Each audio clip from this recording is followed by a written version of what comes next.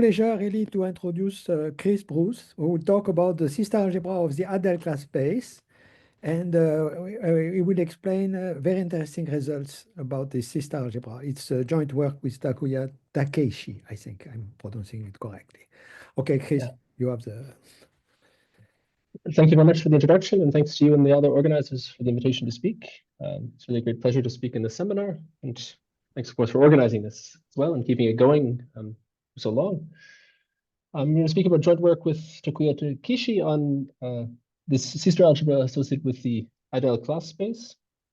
So we'll get started with a brief outline. So I'm going to recall what the adele class space is, Kahn's adele class space. Go over briefly what this C-star algebra is we're considering, and then I'll talk about our rigidity theorem in this setting. So roughly, there's a way of building a C-star algebra from a number field. There are, of course, several different ways of doing this, and I'll talk about the one today, and then we'll show that the C-star algebra completely encodes the number field and just abstract structures of C-star algebra. Then I'll look a little bit at an application to group theory, and then go through a sketch of the proofs and parts of this rigidity theorem.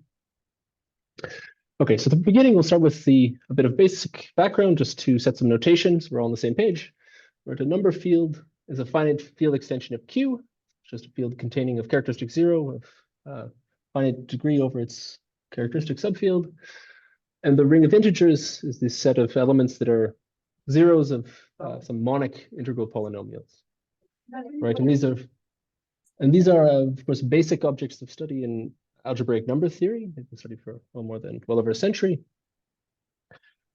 And one thing you can do to study number fields is through various completions of the field, right? So the rational numbers you study through various completions like the reals or the p-adics. And this theory passes to number fields in a very natural way. So I'll introduce a little bit of notation related to this, right? An absolute value on a field is a positive definite map satisfying the triangle inequality that's also multiplicative on a number field. And these give rise up to equivalence. And these look like, they come in two flavors. They come from either prime ideals in the ring, which are given with this. The formula is not so important. Roughly, this is a generalization of the usual absolute value, p-adic absolute value on the rational numbers. And here, equivalence means that they define the same norm. So each of these absolute values defines a metric on R, and they are said to be equivalent if they define the same topology. And they come either from prime ideals, non-zero primes in the ring, right, which extend generalized prime numbers, or from field embeddings of K into the complex numbers. The second flavor, these are called Archimedean.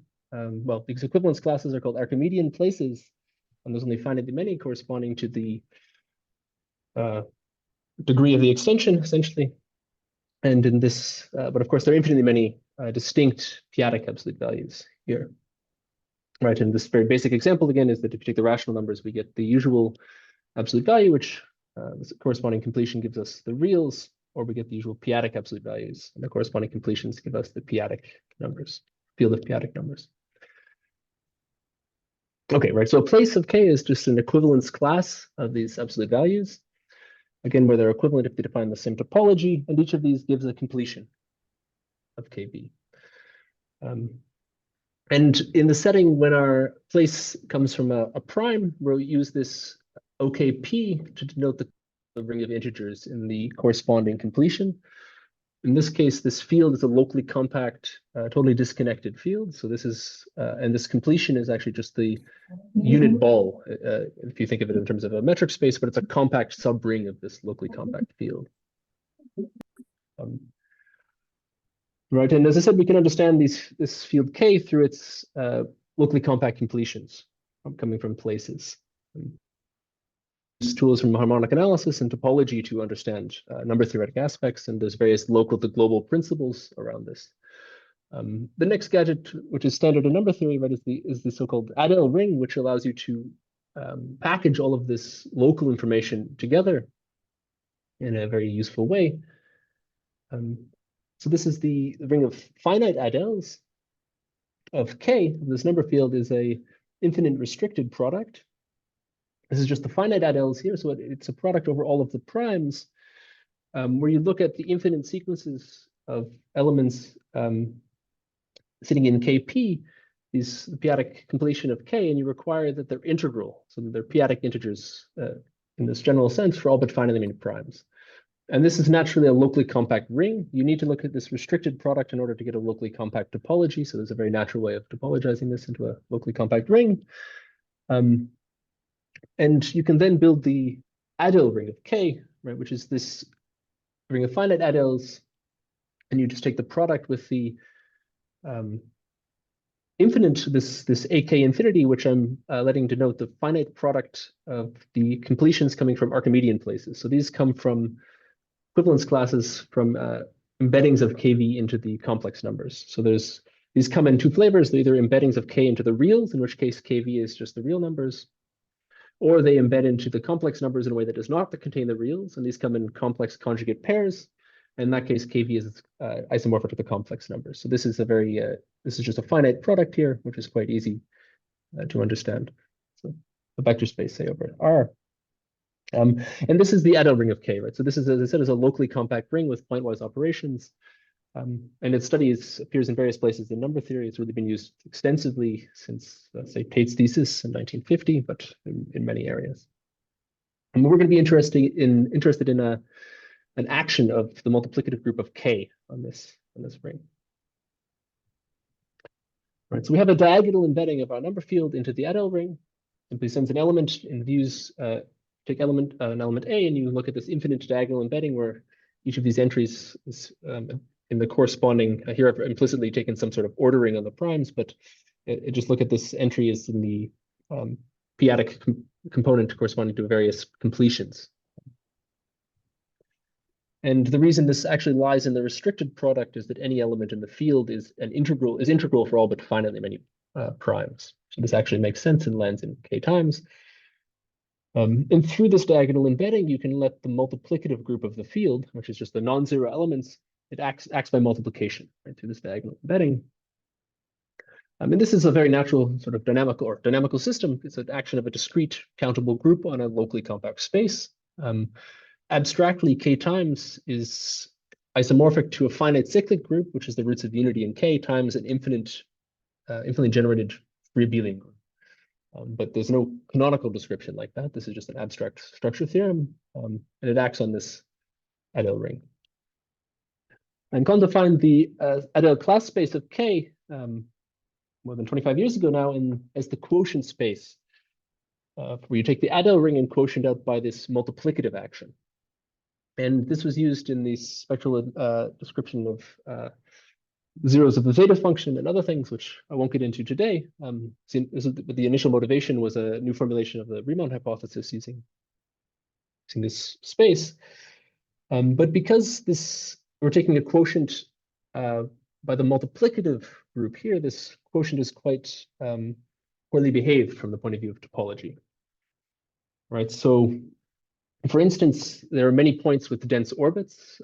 This locally compact ring of adeles has a canonical measure, and the action of K times is ergodic with respect to that measure. This was a result of Neshrev and Lagarius. So really, from the point of view of topology, this is not so easy to understand. Right, but from the perspective of non-commutative geometry, therefore, it would be very natural to consider the associated cross-product C-star algebra, this quotient rather than the quotient itself, which is simply this cross-product here. And this is the C-star algebra we're considering in this work.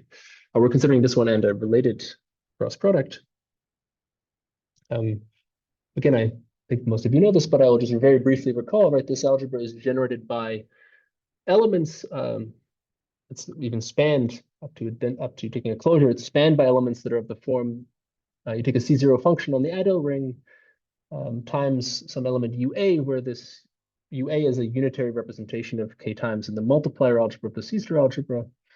And how do you multiply elements like this? Well, you have this covariance condition. If you have a unitary on the left of a function, you can move it past at the price of acting on the function.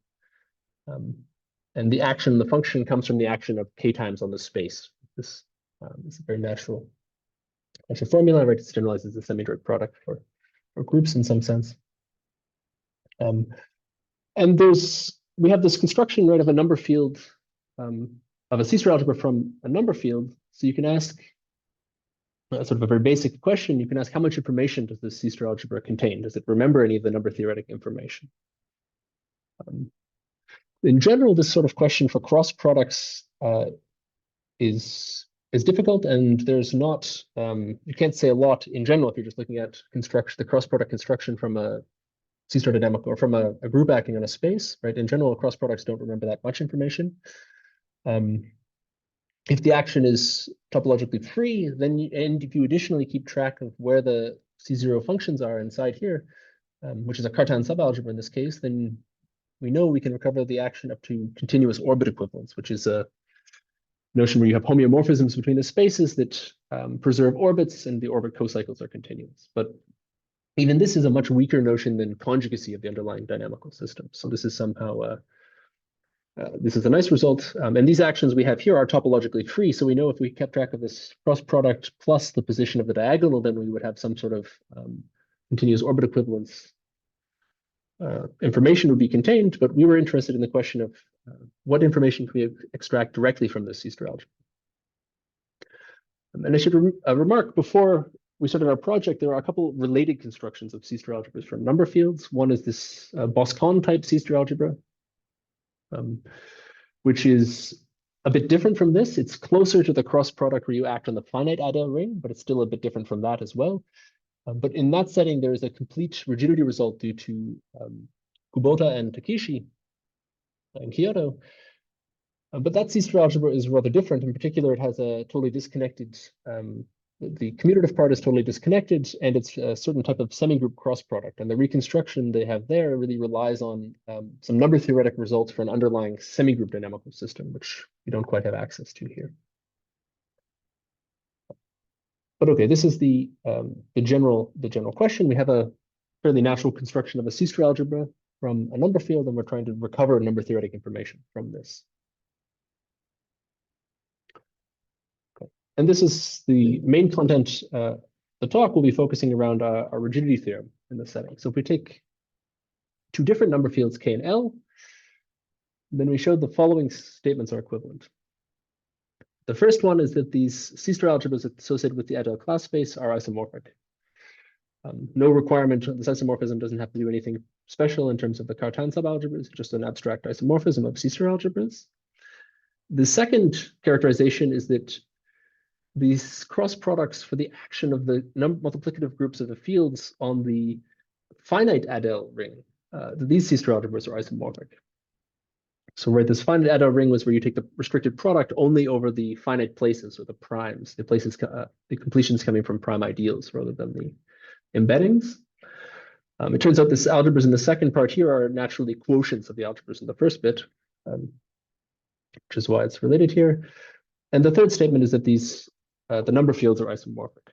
So this is a rigidity result in the sense that the construction that takes K to this C-star algebra of the adele class space, or this related C-star algebra, is rigid in the sense there's no loss of information. Right, and we're going to focus on explaining this result and some related results along the way that I think are interesting, independent of this theorem. It turns out, I would say, that for many of the constructions of C-star algebras from number fields so far have exhibited quite a bit of rigidity. There's this AX plus B semigroup C-star algebra, which was introduced by Kunz, Daniger, and Lacka, which in many cases we know completely remembers the number field. I believe it does always, but we haven't been able to prove it outside of the Galois case. And as I said, the Boscan C-star algebra, there's also a rigidity theorem there. The ring C-star algebras that Joachim Kunz and Xin Li attached to rings of integers have no rigidity. So that's a different kind of class of C-star algebras from number fields. They have no rigidity in the sense that if you view them as abstract C-star algebras, but one thing that Xin Li and I proved, if you take ring C-star algebras together with their Cartans, then you have complete rigidity. That's a very different kind of result than this one. But this is a side remark just to compare this a bit with some other results in literature. So our proof of this is rather long. It's broken actually into two papers. So the first implication, one implies two. It's a paper that just being published this year. And the second implication 2 implies 3, something that was published last year. Roughly speaking, the second implication is the more difficult one. This took us a lot more work, but here we can use a strategy that's somewhat similar to what was used for the Boston C-star algebras, where the C-star algebras in one are really quite different because the adele ring has a large connected component. And the techniques from the Boston system really rely on having a totally disconnected space. So there's some technical differences there. And this is what I just mentioned, right? This strategy comes from ideas for the Boston rigidity. Although this is only part of the way we really had to work quite a bit from this. And one other thing that's a bit unusual about our rigidity result, although I won't really be able to get into the details of why this construction works so much, but the proof actually is not just an abstract rigidity theorem. We actually are able to more or less construct an isomorphism of fields from the isomorphism of C-star algebras. And this is very much unlike what happens for AX plus B semigroups or the Boston systems. For the Boston systems, there's a reconstruction result of a certain underlying dynamical system or semigroup dynamical system. And then there's a rigidity theorem for those semigroup dynamical systems, but that rigidity theorem is abstract and it uses some abstract machinery. So it's not at all constructive.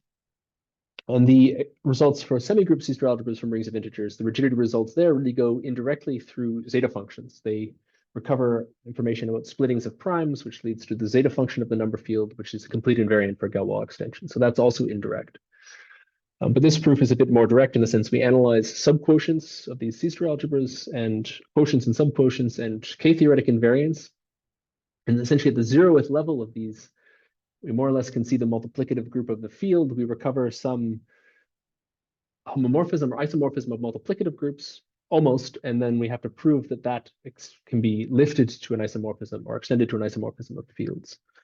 So our proof is a bit more a reconstruction result than just an abstract rigidity theorem. Okay, so before I go on to talk about the proof, I want to mention sort of an abstract application of this and advertise this notion of topological full group, which has been becoming, I'd say, quite popular over the last 10 years or so. This will be independent from the rest of the talk on the proof.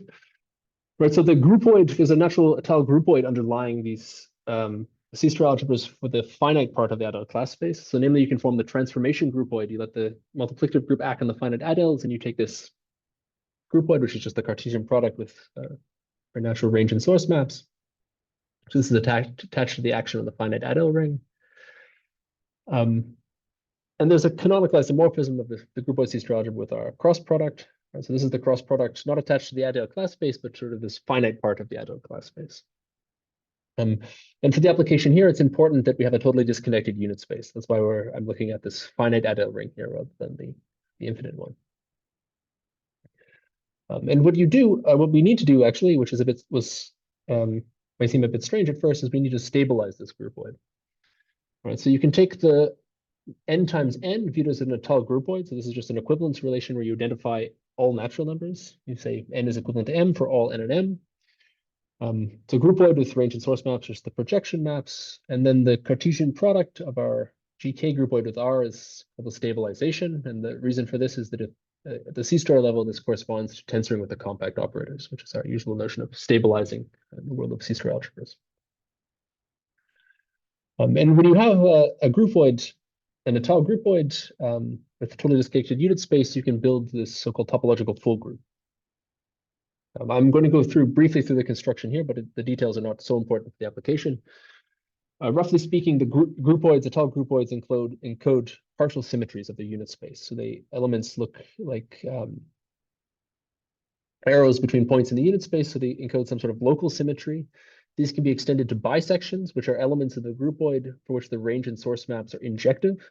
And any open bisection in the groupoid gives a partial homeomorphism. So a homeomorphism between the source and range of the bisection, right, given by this diagram. You take the source of U, you apply the inverse of S restricted to U, which exists because we have a bisection. So this map is invertible. Then you push down with the range map. And these kind of local symmetries really, how I view groupoids, Adele groupoids at least, is that they really implement these sorts of partial symmetries. So collection of, for an ample groupoid, compact open bisections is a very nice inverse semigroup, and it remembers everything about the groupoid using some abstract stone duality theorem. But the point is you have these local symmetries coming from the groupoid, and you can patch them together in a reasonable way to form certain global symmetries. And this is what gives you the so-called topological full group. But more precisely, an open bisection is full if its source and range is the whole unit space. And the unit space of our groupoid here is this big locally compact space. It's the finite adele ring, infinitely many copies of the finite adele ring, which is may look a bit strange. But the topological full group is then the discrete group. So the name topological here refers to the fact that it comes from a topological dynamical system rather than a measurable dynamical system. So this is for historical reasons. But it's the discrete group of homeomorphisms of the unit space, which is this, again, is just this countably many copies of the finite adele ring that have finite support in the sense the set of points that they move, the closure of the set of points that they move is compact. So for instance, you could take the compact ring of integral adeles inside AKF and take finitely many copies of that and act by an integral idel on these copies and permute the copies and things like that. And those would give you elements in this full group. Okay. Anyways, these full groups have been used a lot in the last years to construct interesting examples of groups with exotic properties. So the ones for Cantor minimal systems is where they really came from, and there they gave fairly famous examples. But these ones attached to number fields are interesting because of the following rigidity result. Right. It turns out that these full groups are isomorphic as abstract groups. So the full group coming from a number field K and one coming from L, they're isomorphic as abstract groups if and only if the number fields are isomorphic. The reason we have to take stabilizations here instead of just looking at GK is that there's a general theory for, in the world of groupoids, it tells us that these full groups are isomorphic if and only if the stabilized groupoids are isomorphic. And I should tell you that I'm saying this is a corollary of the theorem. It's not quite a corollary of the theorem I stated above. In our article, we actually prove a slightly stronger rigidity theorem that allows you to start with an isomorphism between certain corners or projections coming from the multiplier algebra. And then you need a slightly stronger result to deduce this consequence about full groups. But morally speaking, this is a consequence of the result above. Does this imply that your theorem is true if you stabilize the system algebra, or are they stable? Or? Yeah, so no, good question. So they're not stable. We had to, we couldn't quite start with a stable isomorphism. It wasn't quite enough. We needed to have an isomorphism of you need full an corners, isomorphism. but I mean, not a stable isomorphism. Okay, very good. Okay. Yeah, good point.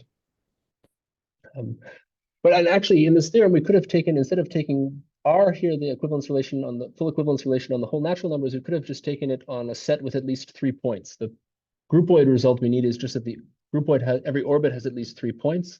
And our particular groupoids here have just the GK has, because the action has a fixed point, it always fixes 0. There's one fixed point. So, but if you have to throw in the stabilization or something similar to remove this property of having a fixed point. I think probably it's possible this theorem will remain true without the stabilization, but we don't have it's not at all clear how to go between the full groups and groupoids in that setting. I should mention also there's another class of full groups that in some sense are, from the groupoid perspective, are better behaved. If you look at these ones from ring C-star algebras, there's an AX plus B action. And there you get these very nice minimal purely infinite groupoids, and their full groups we've also shown completely remember the number fields, but they're very different from these. But this is sort of this application to full groups is really just using translating some things into the world of groupoids, which is a bit different. And I just want to remark, there's a famous or very old, well, from maybe the 60s, a celebrated theorem in number theory, this Noncommutative theorem, it tells you that two number fields are isomorphic if and only if their absolute Galois groups are isomorphic. Right? So the Galois groups of these algebraic closures of the extension. You have to choose some algebraic closures, of course, but and this theorem is very different from ours, right, in the sense that the absolute Galois groups, well, first off, the Galois groups are sort of external to the number field, right? This is somehow a result in maybe an abelian geometry because it's encoding built from extensions of the field, where our groupoids, of course, are very internal. They're just sort of action of things, various completions of K. But also formally, these Galois groups are profinite groups, so they're compact, totally disconnected groups, whereas these topological full groups we have are countable discrete groups. So they're also very different from the point of view of group theory. But okay, I'm going to leave this application for now and talk a little bit about give an overview of the proof of our rigidity theorem. And along the way, we have to understand the C-star algebras and the underlying dynamics a bit better.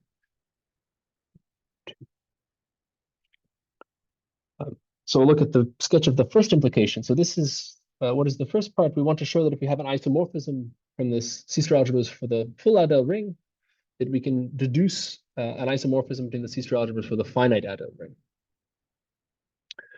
And for convenience, for this next little bit, I'm going to use this calligraphic A sub k to be the cross product, the C-star algebra attached to the adele class space. And what we'll do to understand this is we'll compute the primitive ideal space. And this was done in 2000 by Lacka and Rayburn for the case of the rational field. So this is an old paper by Marcelo and Ian. What we did essentially in this part of our project is we generalize the results directly. So the statement of their results are easy to generalize. The proofs turned out to be much more technical, but really the statements are direct generalizations of what they did, and the strategy is similar. These C-star algebras have interesting primitive ideal spaces. I won't give you the complete description of the topology today, but I'll write down at least a parameterization, set theoretic parameterization. And because these examples, we have an abelian group acting on a locally compact space, there's a theorem of Dana-Williams that tells us how to compute the primitive ideals, more or less, in terms of quasi-orbits. So we first have to compute orbit closures for the action of k times on the adele ring. And then once we have these, the primitive ideal space is sort of fibered over this quasi-orbit space, so the space of orbit closures. And using strong approximation, you can compute the orbit closures for this action. So if you take an adele and you look at its orbit under this multiplicative action and take the closure, there are two cases. First, if the adele is actually an idel, so if it's an invertible element, right? This is invertible elements in the ring AK, then the orbit is actually closed already. So there's no need to take a closure. But if it's not an idel, then you get the set of elements that have zero component at all of the components where A was already zero. So if you think of this infinite adele, it may have zero components at any particular list of places. And if you, of course, multiply by this diagonal action, you can never take something that's a zero component to something non-zero. But that's really the only restriction here. Using strong approximation, you can show that you can change anything else. You can get as close as you want to anything in every other component to another arbitrary element. So you get the collection of adeles whose zero sets contain the zero set of A. Right? And this in particular, there are you can get every subset of the places appears this way. It's easy to write down an adele. The only thing that's maybe not entirely obvious. Wait a second, I am a little bit confused here. Because if you take, I don't see how the two things are compatible, because if I take an idel, okay, then the second, so it's an element of adeles. And if I look at the elements such that their zeros are empty, that's not an idel, actually. No, that's true. That will give us a dense. Those points will have dense orbits, so they fit into the second condition, and they will have that will give us everything. But whether or not they're invertible is crucial for the orbit being closed. So if you have no zeros, yes. yeah. But I mean, so what is the situation? I don't understand. Okay, so assume that I have something which is not a needle, okay, but which doesn't vanish anywhere, okay? Then Yes. how does it fit in this thing? So the orbit will be everything. This orbit will be dense, actually. The orbit will be there. Okay. Exactly. Yeah, that's a very important point, actually. So this is exactly how you get, you have many points, actually, with dense orbit. If you take something that has no zero components, but is not an Exactly. idel, the Yeah. orbit will be dense. Yeah. But I mean, it could have, many components which are tending to zero, except in a place where it looks like a needle. Okay. So you say it's still dense there. Okay, fine. Okay. Yeah. Yeah, that's a good point. So there's a subtlety where you're only distinguishing between idels and not idels. So there are lots of things here that may have no zero components, in which case you get everything from the orbit closure. Mm. And from this, we can define a map from the adele ring to this disjoint union where we take the power set of the set of places and take a disjoint union with the adele class group. So this is just the quotient of the adele group by k times. This is a locally compact group. But here I'm just thinking of this as a set. This map descends, this map that takes a point to its associated orbit if it's an adele, or the corresponding vanishing set if it's a non-adele, descends to a bijection from the space of quasi-orbits. So this is the space where you take AK and you identify 2 points if they have the same orbit closure. It descends to a bijection between this space and the disjoint union of the power set and CK. And as I said, this result was first proven in the case of the rational numbers by Lacan and Rayburn. And it's very different. If you work with the finite adeles, you get different behavior, actually, because it's important that we're dealing with every place here. You have a bit of a different thing happens if you exclude one place, or if you look at the finite adeles, you don't have these sorts of dense points. Something a bit different happens.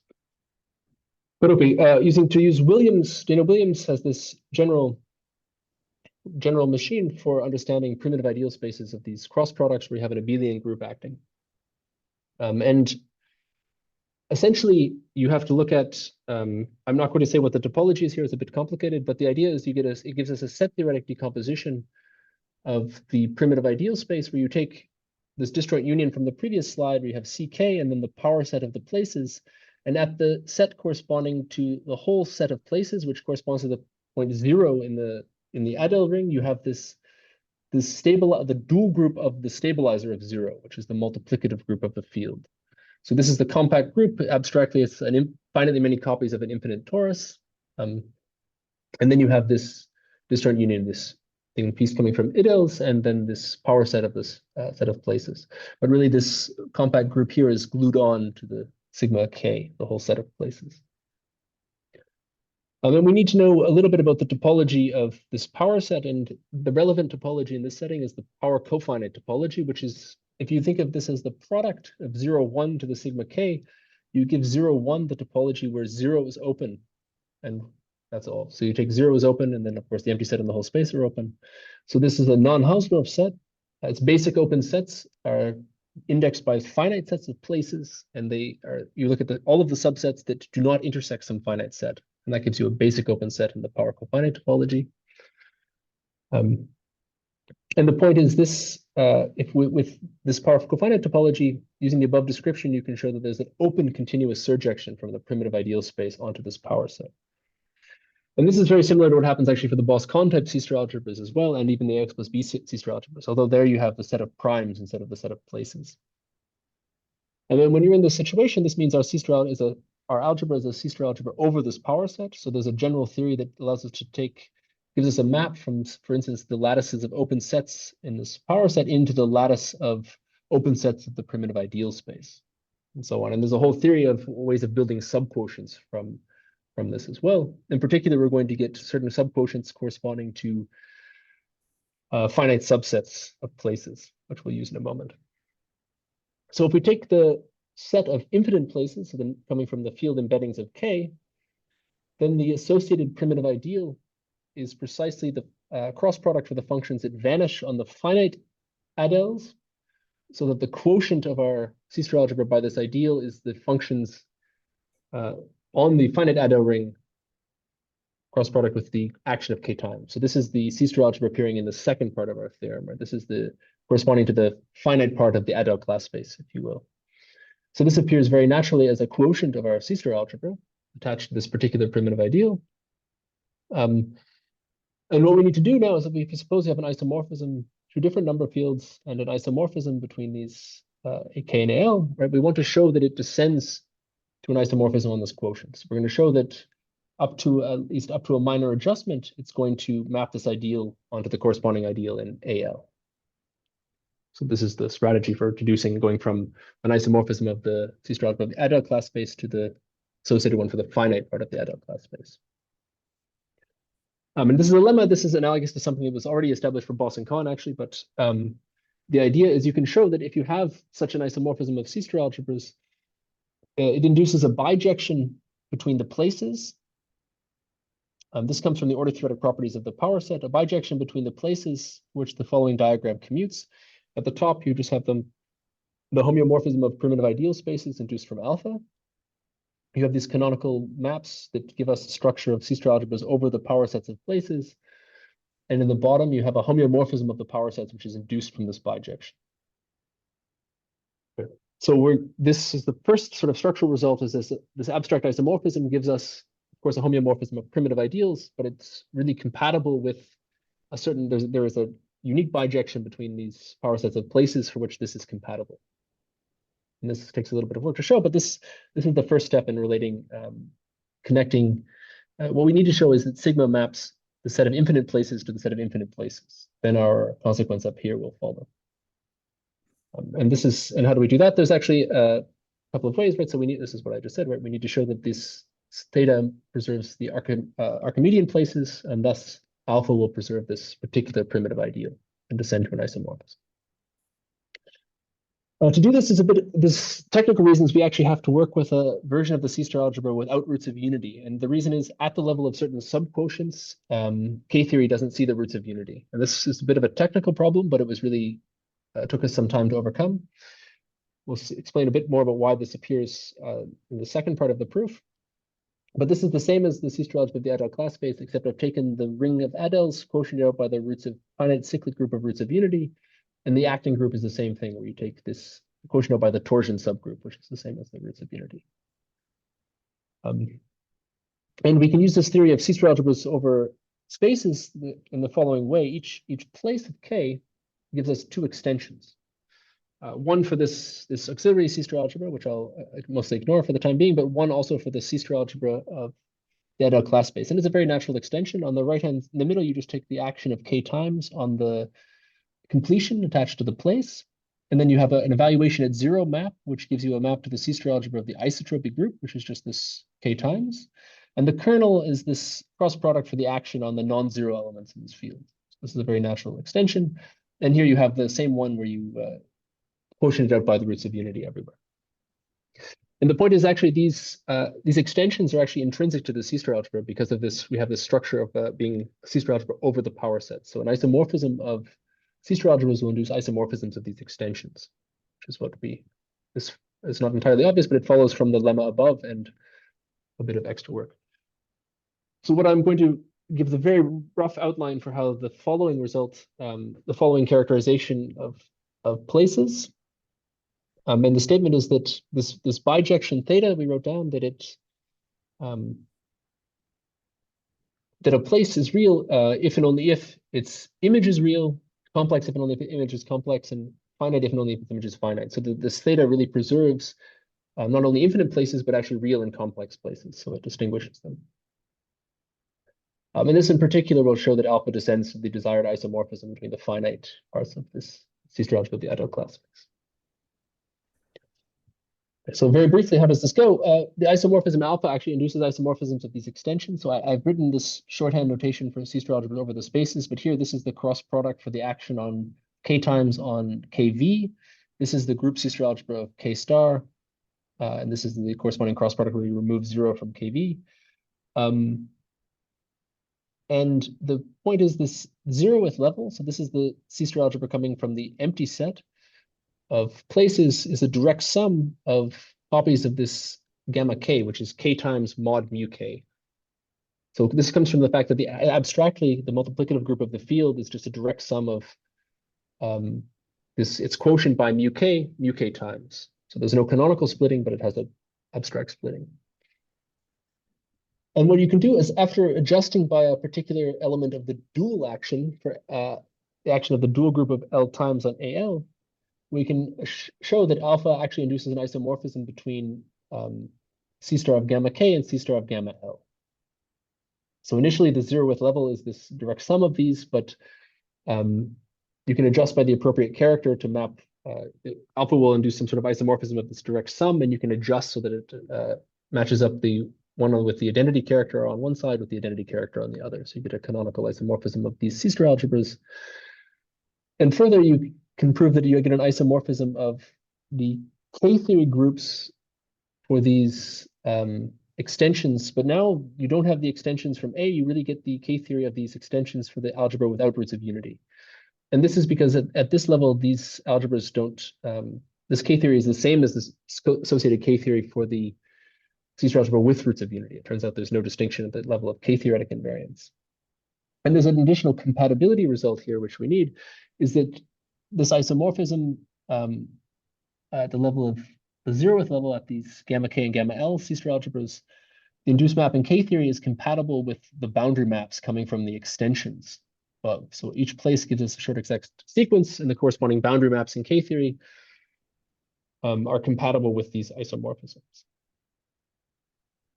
Okay, so this is a bit more technical, but the point is, doing brute force calculation, we can understand something about these boundary maps, and the property of being real, complex, or finite is characterized in terms of properties of these boundary maps.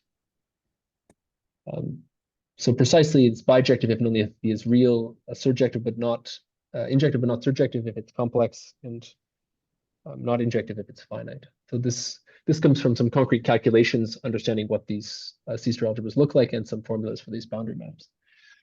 But in particular, the takeaway here is that this means our theta preserves the different kinds of places, real, complex, and finite, which is what we wanted to show for this implication. You can also more directly, actually, you can prove a slightly weaker result, which is enough for this, by just looking at properties of this K-theory group, and it turns out to be it's free abelian precisely when the place is finite, and if it's not finite, not free abelian when it's not finite. So if it comes from a finite place, then it contains z of over 1 over p comes in here, so it's not free, but otherwise it's free. So you can also just distinguish infinite and finite places more directly by looking at K-theory, but that's a bit of a weaker statement. But okay, so we can use some K-theoretic invariance and these various extensions that come from subquotients to show that theta preserves infinite places, which is what we needed to show that an isomorphism from the C-star algebra of the adele class space descends to an isomorphism for the finite version. Again, this is a brief sketch. The next bit is showing that if we have an isomorphism of the C-star algebra of the finite adele class space, or this finite part, we need to show that that actually induces an isomorphism of number fields.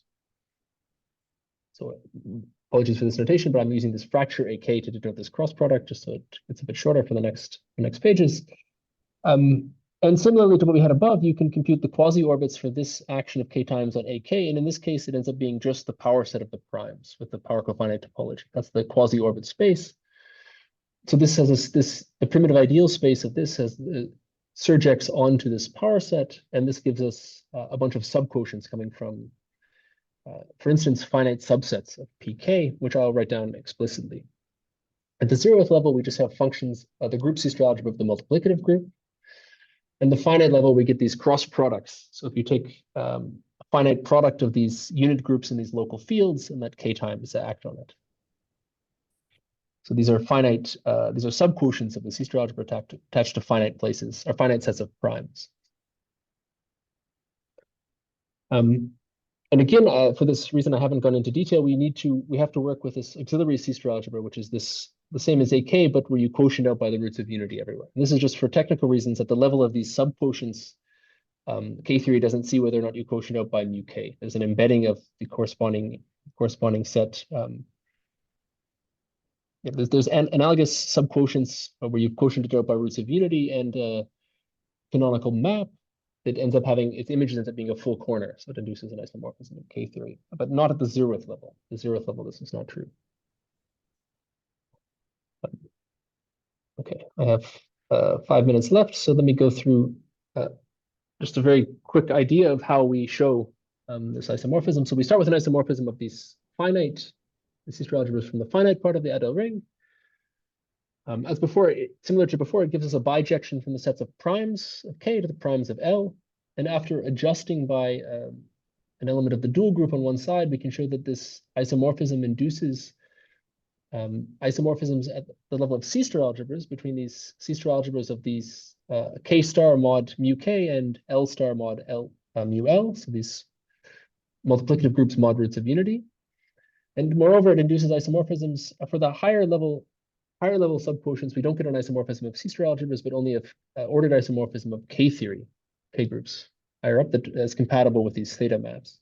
There are several compatibility conditions in terms of various boundary maps as well, which I have not written down here. But the crucial thing is that these groups, the gamma K, are free abelian, quotiented K times out by its torsion subgroup. So in this first setting, this actually gives rise to an isomorphism between the gamma K and gamma L, right? So K times mod mu K. And this is just because Wait, I am confused here because an isomorphism of C-star algebras of groups doesn't give you an isomorphism no, of groups. It gives you a topological homeomorphism of the compact duals. in this case, these groups are free abelian groups, a Doesn't torsion matter. free. Doesn't matter. Uh, for Oh, you free mean, abelian, for oh, free what you mean is that, abelian, okay, no. So what you mean is that you have tori and you just look at the tori and you, yes, but what I mean is that it's not a canonical isomorphism of the corresponding groups. It's just uh, that the groups are isomorphic. It's not telling you that you have a morphism of groups. no, in this case, there's you can look at the connected component of the unitary group in these C-star algebras. And this in this very special case for torsion-free um, Mm, abelian abelian groups. I don't see that. I don't see No, that. it's not. It's not. I think it's not clear, but there's this theorem that if you look at the homotopy class of a map, if you look at the homotopy class of a homeomorphisms between these dual Yes, no, groups, the homotopy they class will determine, but it's not the group or isomorphism which corresponds to the system. It's not a, but these no, but these homotopy classes contain a unique homeomorphism that's also a homomorphism in this very special case. yeah, but why would you know that it's a homomorphism? You don't know that. This was an old theorem due to No. I mean, even for Z, I mean, I can give you a homomorphism from S1 to S1, and it doesn't necessarily come from a group map. no S1, but up to homotopy, I guess Doesn't is matter. this. Doesn't matter. I mean, what I am saying is the following. I can have an isomorphism of C star of C of S1 to C of S1, which doesn't Okay. come from a group homomorphism. I mean, not at all. I just take any homeomorphism of S1 and I mean of degree 1. If it's of degree 1, it is Yeah. Yeah. homotopy, but it's not the same.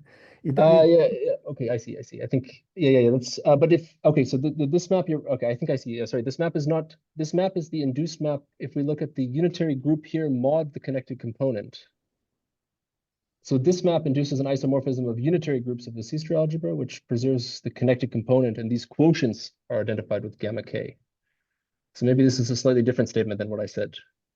yeah. You have to be very careful there because I mean, Yes. That's yeah. So maybe this, I think the precise result we were using it is that if you take this, for instance, for abelian groups, it works for is if you take the unitary group of the C-star algebra and quotient out by the connected component, then this is exactly the torsion-free group in the canonical way. So the map from the group into the unitary group descends to an isomorphism mod the connected component, but only for this very special case of torsion-free abelian. Maybe you need, I don't think you need free for this theorem. no. I understand what you want to say, but this is well, okay. This is because of the degree map, but the degree map. Um, hmm. Let's look at S1. Okay, if you look at S1, which is the dual of Z, okay, what you are telling me is that indeed I can recover the degree map. But if the degree is 1, for instance, okay, I mean, I don't know that the map is the identity. It's certainly not the case in general. Mm. You Right. see, So what is the unitary group in this case is just functions from well, it's the unitary group is just, yes, yeah, functions, but the connected components are Z the to Z. degree 1 maps, connected component of identity. And if you Hmm. divide by that, the only information you get is the degree. But the point, though, is the following that, okay, Oh of course, yeah. there will be Yeah. a And map this is from degree to degree. That's true. But I mean, it won't correspond. to the map of the C-star algebra. No, no. Okay, yes, I agree with this. Abstractly, you get the integers, and this is the degree. The component is the degree. Yes. Yeah. Yeah. Okay. Yeah. Okay. Yeah. Okay. You're right. Thank you for this. Yeah. Yes. So the abstract. I guess this isomorphism is induced from this isomorphism at the level of unitary groups, but it's not the same. It's not the same as saying that this map is induced from the isomorphism of underlying groups. Yes. Thank you, Alan. Yeah. And the strategy is to prove that this isomorphism we get lifts to an isomorphism of multiplicative groups of a field. Right? These quotients here, gamma k is k times mod the roots of unity, and this is L times mod the roots of unity. So we want to show that this lifts to an isomorphism of multiplicative groups. That's the restriction of a field isomorphism. So the difficult part is that it lifting to something that has that is the restriction of a field isomorphism.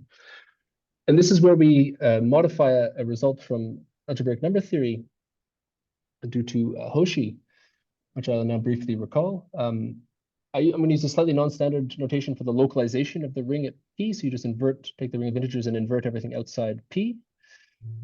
And there's a theorem, Hoshi's theorem from maybe a decade ago that says if you have two number fields and you have a group isomorphism between their multiplicative groups, then it is the restriction of a field isomorphism if and only if there's a bijection between the primes satisfying two conditions. And the first one is essentially that this bijection is valuation preserving.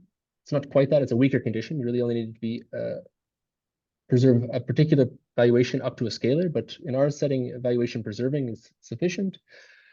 And another more restrictive condition is it preserves one unit groups. So if you look at the elements, if you look at the unique maximal ideal in the localization, that's the ideal generated by P, and you take the coset of one, this is the one unit group, and you need that kappa takes the one unit group on the left over to the one unit group corresponding to the image of P under our bijections. This is a compatibility for all but finitely many primes.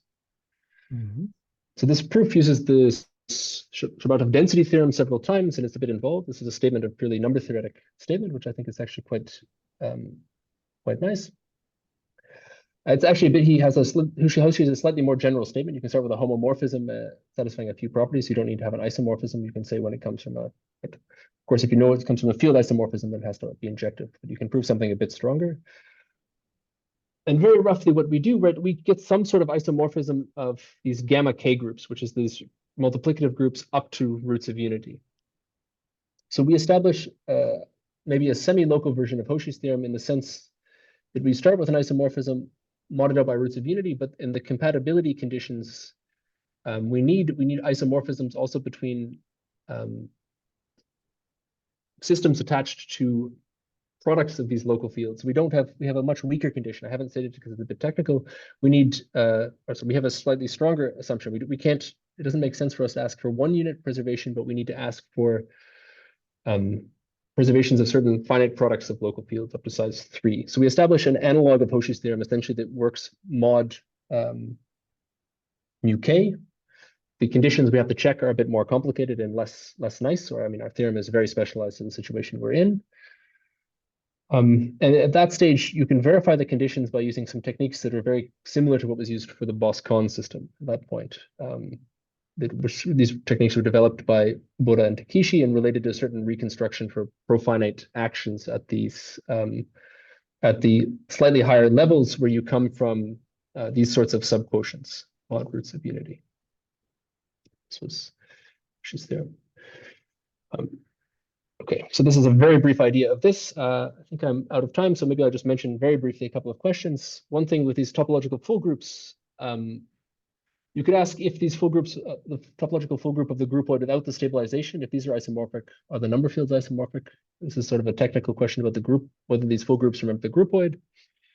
There's another question that we thought about to some extent without so much luck is this construction of a C-square algebra from the adele class space functorial in a good sense? I think there are some correspondences, kind of like what happens for Bos-Kohn algebras, but they don't induce maps in K-theory. So they don't have this, they're not proper, so they don't get maps at the level of K-theory, as far as we can tell. So this is a question I think would be very nice if you can show that this construction has some sort of good functoriality. And the difficulty is really with yeah, the level of adele rings, it seems. You could also ask if you have a C-square algebra that remembers the number field, you could ask for some explicit description of the invariance.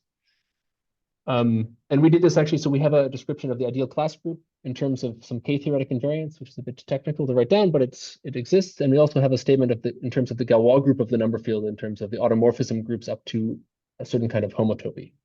So we have a couple of steps in that direction. You also could look at the K-theory of this algebra and its various subquotients. A lot of the subquotients actually are classifiable C-square algebras. We don't know their K-theory. The C-square algebra itself is very complicated and very big. Rolf Meyer has some work where there's a spectral sequence that does some steps towards computing the K-theory of the whole algebra, which is quite nice, but it's still very complicated. And the subquotients, we don't know so much. We haven't looked into this too much ourselves. Another thing you could consider is this C-square algebra has a canonical flow coming from the norm map on the fields. You could look for KMS weights, for example. We haven't looked at this problem too much, right? It's not unital, so there's probably you don't have any KMS states, but maybe there could be some interesting KMS weights. This is one possible direction. I think I'm out of time there, so thank you for your questions and for this. Okay, very good. Okay, I think I have a number of questions. I mean, first of all, I am confused by the last question because, I mean, this cross product is of type 2. So why would you like I mean, the KMS weights are interesting for the Boscon system, but not for the dual system. Here you are in the dual system, so you are type 2. So, I mean, the KMS story is not really interesting. You see, I mean, the, the birth of the adele class space was passing to the dual of the Boscon system. And in fact, if you want, the ergodicity was known since ages because what we proved with both is that the Boscon system is of type 3-1, so the dual system is type to infinity factor, and this implies ergodicity of the R measure. I mean, you know, from a very old time. I didn't know this paper of Lagarias and I mean, it's good that they prove it with, but somehow, you know, this was an absolutely basic fact from the initial KMS. story. Now, so KMS, I mean, is interesting when you have here, when you talk about the canonical flow is what will allow you to reconstruct the type 3 factors by taking cross products. But that's dual to the KMS story. That's not. It's not. Yeah. Is this exactly the dual system? I mean, in the case outside of the rational, you have many different Archimedean places, I guess. No. I mean, what happens is, okay, there is a Maybe little it's the same. difficulty when you take the dual system, but I mean, what you get if you want, if you start with the Boscon system, take the dual system, of course, this is measure theory, so you have to be careful about the topology. I mean, there is some nuance for the topology, which we describe quite carefully in the book with Mathilde. I mean, actually. Oh yeah. But so what I mean is that this last question, I am not enthusiastic about it because you are really in the dual already. You see, you have already done KMS story and so on, and you have passed to the dual system. Now, the most interesting question, of course, is number 3. Now, the question number 3, also we mentioned it partially also in the book with Mathilde, because when you take a class field theory, what you have is you have relations for functoriality. You have relations which are due to the norm map when you go from, you know, from an extension field to the field that you extend. And this norm map, and we explain it in the book, in fact, is compatible with the action of K-cross. So if you want, at the level of, at the naive level of the non-commutative spaces, there is a canonical map which extends the norm map in class field theory. And this is the one that one wants to consider. Now, this map is delicate, of course, because of, you know, the problem of non-beam proper and such things. Yeah. But I mean, this is really the map. And this question is by far the most important for the following reason, because what it says is that you see the algebraic extensions of a field. I mean, they are interesting, of course, per se, but they're very interesting for the relations of inclusion, one in the other. And so Right. that's really one thing that one wants to keep in mind. And I mean, what is also quite important is that there will be an action of the absolute Galois group, because there is an action of the absolute Galois group on finite extensions. And so, if you want, it's quite it's quite interesting to try to understand what the meaning of this action on. Okay, and now there is another thing which I want to mention. Excuse me, can I ask you on this point the following question? So this interest in the Galois action is because it would bring in two parts of the action. One is the internal action like conjugation, and then there is another one which is of more geometric nature, that is the one that you are thinking of in this particular instance. Yeah, exactly, yes. Okay. So, so these are a difference between inner automorphism and outer automorphism. So you are focusing on the outer, which are of geometric origin, and they should provide a geometric instance of this. I mean, when it's if you want, it's what is tantalizing here is to try to see in what sense this action can be understood at the level of these algebras. I mean, of course, but then this depends very much on whether point which was not so clear, whether when you have an isomorphism, you have really an isomorphism of the fields. There I was a little bit confused because when you were talking of a K star or the isomorphism between the two groups, how was it obtained? Was it obtained from this isomorphism of the C-star algebra of the groups? That was Case which so the isomorphism at this this is where you're saying the yeah, isomorphism comes from yeah. so you're I thinking mean, of the there was this isomorphism issue of there was this in issue K of degree. Yes, yeah, it's this issue here. You see, because so what I mean is that if the isomorphism between C star gamma K and C star gamma L gives you the isomorphism gamma K gamma L as a degree, then you will have to show that this is compatible with the other things that you have in the basket. And this is not obvious to me because I mean it's much less than knowing that it's the isomorphism at the C-star level, you see. Yes, that's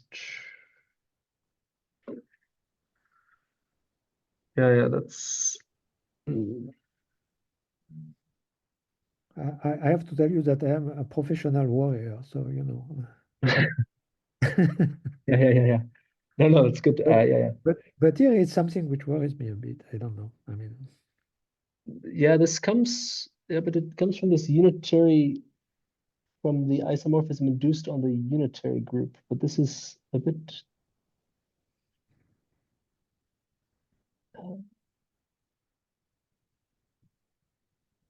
whether this is compatible. well, it's certainly compatible with K-theory. Whenever you use K-theory, what is Yeah, indeed. is how is it compatible with primitive spectrum and all that? I mean, this is not so clear to me. I mean, I have to say it's.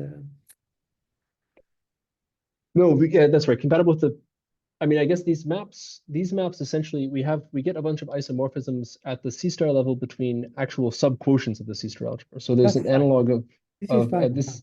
Problem. Yeah, exactly. So these maps, but the subquotient we get a slightly different algebra because the K-theoretic invariants don't remember the roots of unity. So it's a bit of an That's annoying okay. thing. That's a technical point. I don't worry about that. Yeah. Um,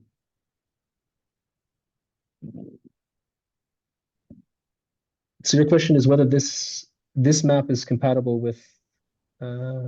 Yeah, my question is the following. After all, you use this map fundamentally from the groups to deduce that, in fact, it is a field isomorphism. Now, Yes. so I mean, and this map is defined in a derived manner. Okay, in other words, if you want, it's not really directly at the level of the sister algebra. So one has to be extremely careful and check that there is no bug, namely that even though Yeah. it's derived manner, it is still, doing the job. Yes, that's true. Yeah. I mean, it's induced from the isomorphism of the unitary groups at least, but these are subgroups, I guess, of K1 of the C-star algebra. Yeah, so it is at the K-theory level. It's at the Yeah, derivative. yeah, exactly. Yes, but yeah, this is we couldn't quite. We need this slight mix. We needed to know that it was induced from an isomorphism of these that it arised through an isomorphism of these C-star algebras, but Oh, it was that's not okay. enough to That's have. okay, provided Yeah, you're staying at the K-theory level. Yes, yeah, indeed.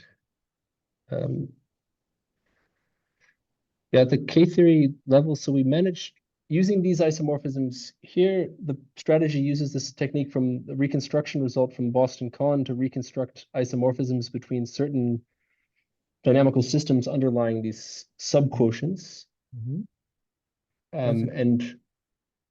And there we use, once we have an isomorphism between these certain sort of we call them semi-local systems. You have something like the action of k times on a finite product of these completions, except maybe without roots of unity. Mhm. Having these isomorphisms being compatible with the map between gamma k and gamma L is what we needed in the statement of our sort of version of Hoshi's theorem. This is what we needed to check that this has a Yeah, sure. But then when lift. then what you have to check is that when you prove the condition in the semi-local case, you are really doing it really at the level of K-theory all the time. Because Right. otherwise you will be in trouble, yeah.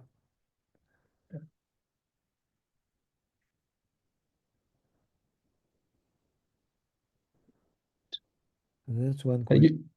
Yeah. I just want to mention another item. Stay on the same page. No, stay. Go to the page where where they find semi-local. Yes. Here maybe. Yeah, here. Stop here. Stop here.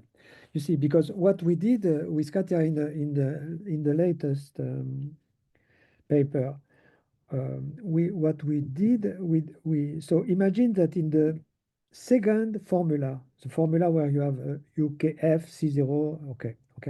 So imagine that here I replace K cross, okay, which is okay. You replace K cross by the semi-local units. In other words, what you do is you consider not all elements of K cross, but elements of K cross which are of absolute value 1 everywhere except on F. Okay? So you involve only the primes in F if you want, okay, roughly speaking. Okay. Now, when you do this that's what we call the semi-local cross product, okay?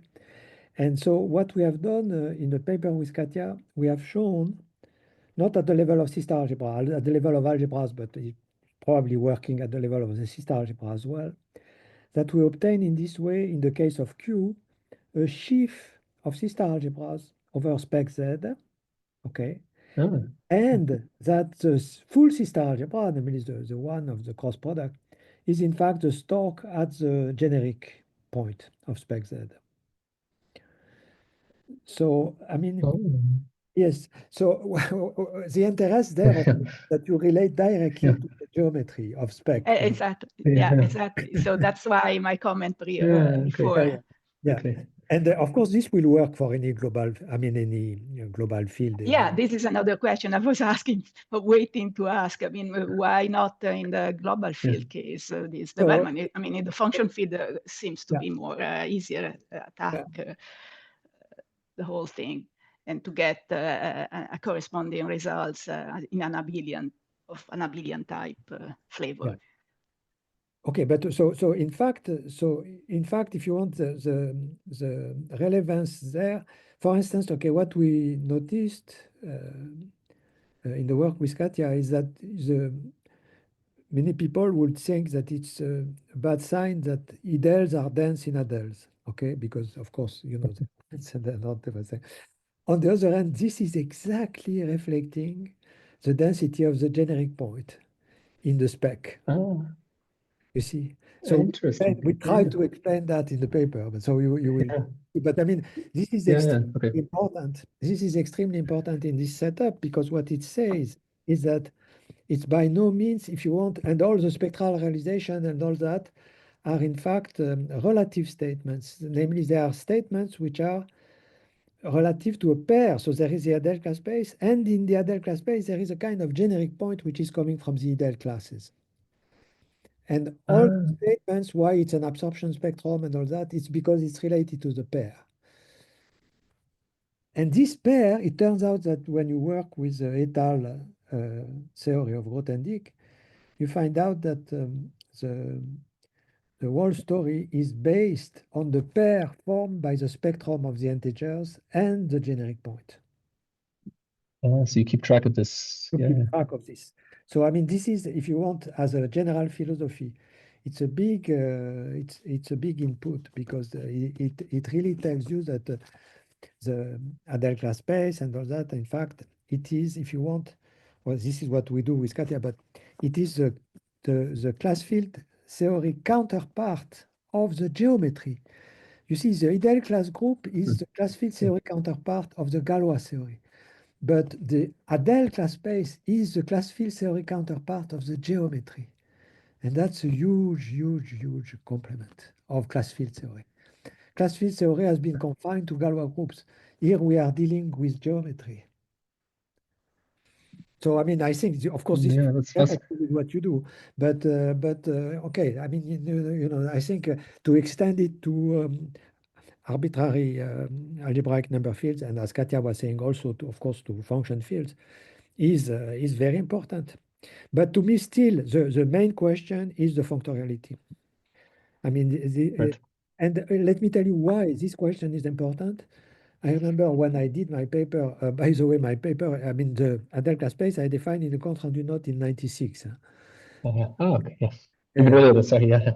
I remember that when I did that, Serre wrote to me, and he told me that, and so this is related to the functoriality. What he told me is that normally, okay, if one was, of course, you know, attentive enough and working enough and so on, this should allow one to solve the Artin conjecture. And that's related exactly to the functoriality, you see. Because the Artin conjecture is a conjecture about divisibility of zeta functions when you change the field. And this divisibility would follow if you had the corresponding relation between the corresponding adele class spaces. Because of the realization. So what I mean is that you know the reality is very non-trivial, but okay, you know, it's extremely important. Extremely important. So this is really the question. Okay. Yeah. So Thank you. Yeah. Sure. And you are allowed to use anything you want. You can use, you know, bivariance theory, cyclic. Well, you should be free to use any way to use functorial, you know, in some manner. Yeah. Because class field theory, thanks to the norm map, very importantly. Yeah. Right. And you mentioned you have this extension or some sort of extension of this norm map to the Well, it's class group as well, right? This is the very easy to define. You just take the formula for the norm map and you apply it to the adele class space, and it maps one adele class space to the other. That's all. It's very clear. It's very easy. Yes. It's very easy. I mean, it's straightforward. One final question, but I don't know if you know the answer. I mean, are there good examples of number fields for which the abelianized Galois groups are the same, though they are not, the fields are not the same?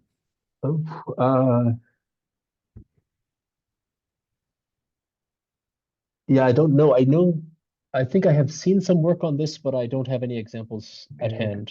I can take a look. I think I have seen at least one paper that talked a little bit about this. They constructed maybe some examples. I can try to send it to you if I find it, if you're interested. But I don't know off by hand. It shouldn't be too difficult. It shouldn't be too difficult because after all, the abelianized Galois group are what compact, totally disconnected groups. So they have very little information. I mean, they have essentially no information. I mean, yes, yeah, sure. Indeed.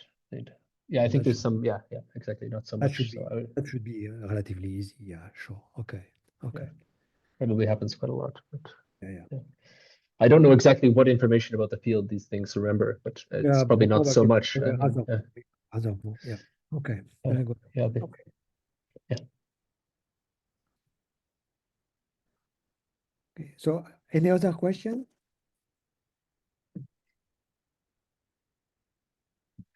Okay, thanks a lot, Chris, for beautiful Yeah. talk. Thank you very much. Thank you for all your questions and comments too. This is very, very interesting.